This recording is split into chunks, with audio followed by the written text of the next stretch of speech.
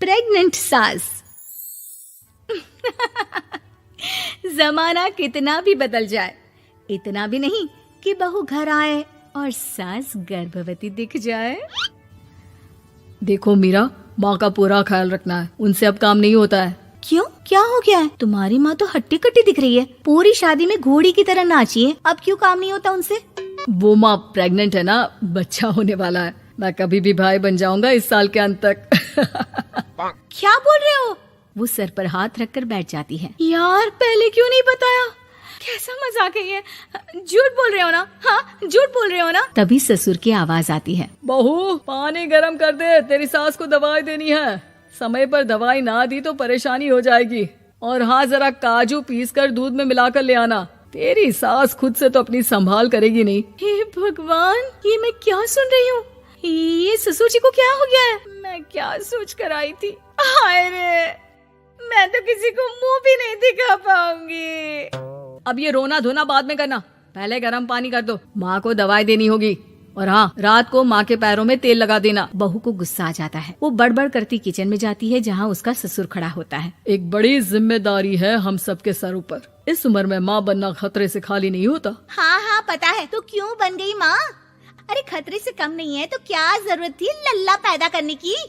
कैसी बात कर रही हो बहू? क्या तुम खुश नहीं कि घर में एक नया मेहमान आएगा, छोटे छोटे पैरों से पूरे घर में घूमेगा? पिताजी, ये हाथ जोड़े आपके, आप यहाँ से जाओ। ये शायरी बाद में बताना, अभी मैं पानी गरम करके थर्मस में दे देती हूँ।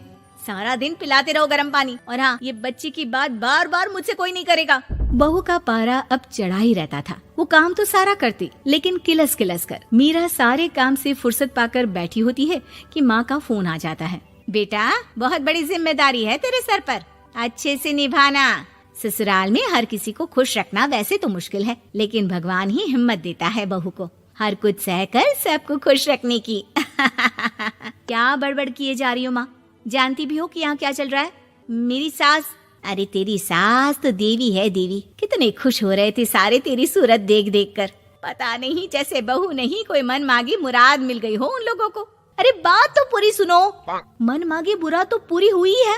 अरे मेरी सास को बच्चा होने वाला है, प्रेग्नेंट है वो। क्या बकवास कर रही है मीरा? ये बात किसी को कहना मत। मुझे तो बता दिया, लेकिन अब अपनी जबान सिल ले। कहाँ है तेरी सास? बात तो करा मेरी। पूछू जरा, पोता पोती खिलाने की उम्र में खुद का बच्चा खिलाने का शौक कहाँ से आ गया? और आया भी तो बताना तो चाहिए था। अब क्या नाक कटाने के लिए हम लोगों से रिश्ता जोड़ा है? रुक, तेरे पापा से बात करती हूँ। मीरा फोन रखकर लेट जाती है। वो एक सपना देखती है कि उसकी गोद में एक बच्चा खेल रहा है। भाभी की गोद में कितना खुश दिख रहा है ना, लग ही नहीं रहा कि भाभी है। मैं तेरे लिए क्या लाया हूँ, सोने की बालियाँ। तेरी शादी में तो मैं बुढ़ा हो जाऊंगा ना।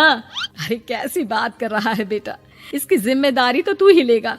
हम लोगों का तो कोई भरोसा नहीं, कब ऊपर वाला उठा ले। बहू को सास को देख देख कर गुस्सा आ रहा था। तभी वहाँ पड़ोसन आ जाती है। अरे बहू, तुझसे तो पूछने से भी डर लगता है कि कब खुशखबरी सुना रही है।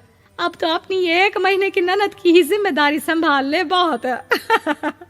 अपने जेवर भी रख देना और पैसे भी जमा करना शुरू कर दे। वो बात आगे बढ़ाती उससे पहले ही बहू जोर से चिल्लाकर उठ जाती है। नहीं नहीं नहीं नहीं, मैं अपने जेवर किसी को नहीं दूंगी। अरे कौन ले रहा है तुम्हारे जेवर? तुम औरतें भी ना सपने में भी जेवर ही संभालती रहती हो। मैंने जो सपना देखा है ना, सुनोगे तो होश उड़ जाएंगे। अच्छा, तुम अपना सपना बाद में बताना, पहले मेरा सुनो। कल मैंने इतना अच्छा सपना देखा, इतना अच्छा सपना देखा कि अगर वो पूरा हो जाता है ना तो मैं तुम्हारे लिए रानी हार बनवा दूंगा। बहू अब सारे गम भूलकर पति का सपना सुनने में लग जाती है। अरे क्या सपना था, बताइए ना। बोलिए भी तो, क्या सपना है? मैं पूरा कर दूंगी अगर बात रानी हार की है तो। बोलिए बोलिए। मैंने रात को सपना देखा कि माँ को बेटी हुई है और मुझे बहन। सच्ची, इस घर में बेटी हो जाए तो मैं तो झूम ही उठूं। मीरा का मुंह बन जाता है। वो चुप हो जाती है और सपने की बात याद करती है कि बेटी हुई तो उसे ही अपने गहने उसे देने होंगे। फिर तो रानी हार की जरूरत पड़ेगी ही। भाई, लड़की बड़ी होगी, उसकी शादी होगी तो जेवर तो चढ़ाने ही होंगे ना। कहाँ से आएंगे वो?